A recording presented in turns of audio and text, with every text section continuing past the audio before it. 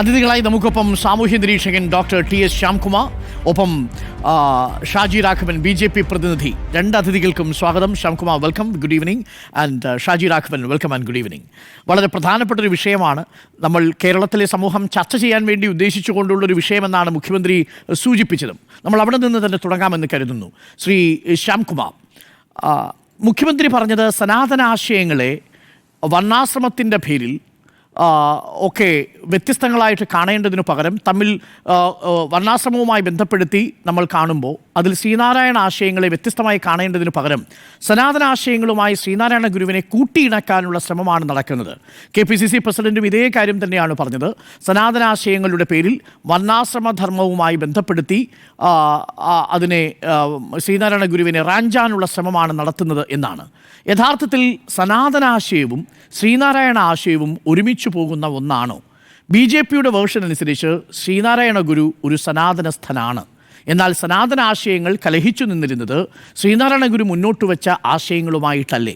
ഈ ഘട്ടത്തിൽ ശ്രീനാരായണ ഗുരുവിനെ സംഘപരിവാറിൻ്റെ ആശയത്തിന്, സനാതന ധർമാശയങ്ങൾക്ക് ശ്രീനാരായണ ധർമാശയങ്ങളെ എങ്ങനെയാണ് കൂട്ടിയിണക്കാൻ കഴിയുക? സനാതനം എന്ന് പറയുന്ന ആശയമാണ് ആദ്യം നമ്മൾ പരിശോധിക്കേണ്ടത്. അങ്ങനെ പരിശോധിക്കുമ്പോൾ നമുക്ക് വ്യക്തമാകും, സനാതന ധർമ്മം എന്നതുകൊണ്ട് ഉദ്ദേശിക്കുന്നത് വളരെ വ്യക്തമായി വർണ്ണാശ്രമ ധർമ്മമാണ്. അത് ചാതുർവർണ്ണ ധർമ്മമാണ്. അതിൻ്റെ ഒരു ഉദാഹരണം നമുക്ക് ക്ഷേത്രപ്രവേശന വിളംബരത്തിന് തൊട്ട് മുമ്പ് ഉള്ളൂരിൻ്റെ നേതൃത്വത്തിലൊരു ക്ഷേത്രപ്രവേശന റിപ്പോർട്ട് തിരുവിതാംകൂറിന് സമർപ്പിക്കുന്നുണ്ട്. ആ റിപ്പോർട്ടിൽ ക്ഷേത്രപ്രവേശനത്തിന് അനുകൂലിക്കാത്ത മുഴുവൻ ആളുകളെയും ഉള്ളൂരിൻ്റെ നേതൃത്വത്തിലുള്ള കമ്മിറ്റി സനാതനിസ്റ്റുകൾ എന്നാണ് വിളിക്കുന്നത്, സനാതനികൾ എന്നാണ് വിളിക്കുന്നത്. ക്ഷേത്രപ്രവേശനത്തിന് എതിർക്കുന്ന മുഴുവൻ ആളുകളെയും ആ റിപ്പോർട്ടിൽ സനാതനികൾ എന്നാണ് സാക്ഷ്യപ്പെടുത്തിയിട്ടുള്ളത്. ഇതിൽ നിന്നും സനാതനികൾ എന്നതുകൊണ്ട് അർത്ഥമാക്കുന്നത് ചാതുർവർണ്ണയവും വർണ്ണാശ്രമധർമ്മവും പിൻപറ്റുന്നവരാണ് എന്നുള്ളത് വളരെ വ്യക്തമാണ്. അപ്പോൾ സനാതനത്തിന്റെ അടിസ്ഥാനം ചാതുർവർണ്ണയമായിരിക്കെ, വർണ്ണാശ്രമധർമ്മമായിരിക്കെ, അതെങ്ങനെയാണ് ഗുരുവുമായി യോജിച്ചു പോകുക? ഗുരു അടിസ്ഥാനപരമായി ചാതുർവർണ്ണയത്തെയും വർണ്ണാശ്രമധർമ്മത്തെയും സമ്പൂർണ്ണമായി നിരസിച്ച ഒരാളാണ്.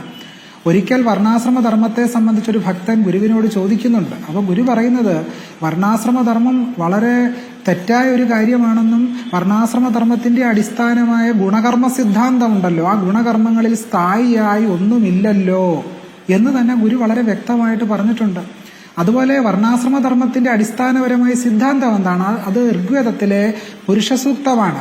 അപ്പം ഗുരു ഒരിക്കൽ വളരെ സൗമ്യമായ രീതിയിൽ മർമ്മസ്പർശിയായ ഒരു തമാശ കൊണ്ട് ആ ചാതുർവർണ്ണയത്തെ നിരാകരിക്കുകയും പരിഹസിക്കുകയും ചെയ്യുന്നുണ്ട്. ഗുരു പറഞ്ഞു, ഈ വിരാട് പുരുഷന്റെ മുഖത്തു നിന്നും ബ്രാഹ്മണനും പാദത്തിൽ നിന്ന് ശൂദ്രനും ഉണ്ടായി എന്ന് പറയുന്നു. അതെന്താ, മരം പൊട്ടി മുളയ്ക്കും പോലെയാണോ എന്ന് ഗുരു വളരെ കളിയാക്കി തന്നെ പറയുന്നുണ്ട്. തന്നെയല്ല, സനാതന ധർമ്മത്തിന്റെ അടിസ്ഥാനം എന്ന് പറയുന്നത് അദ്വൈത വേദാന്തമാണെന്നാണല്ലോ പറയുന്നത്.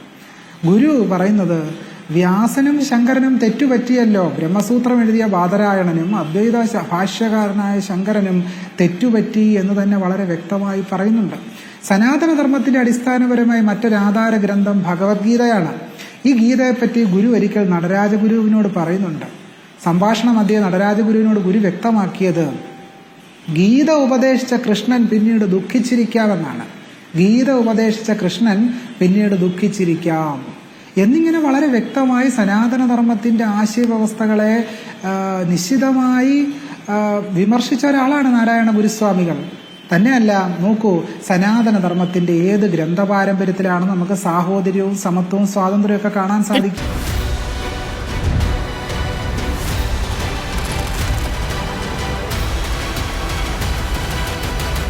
Debate with Dr. Arun Kumar.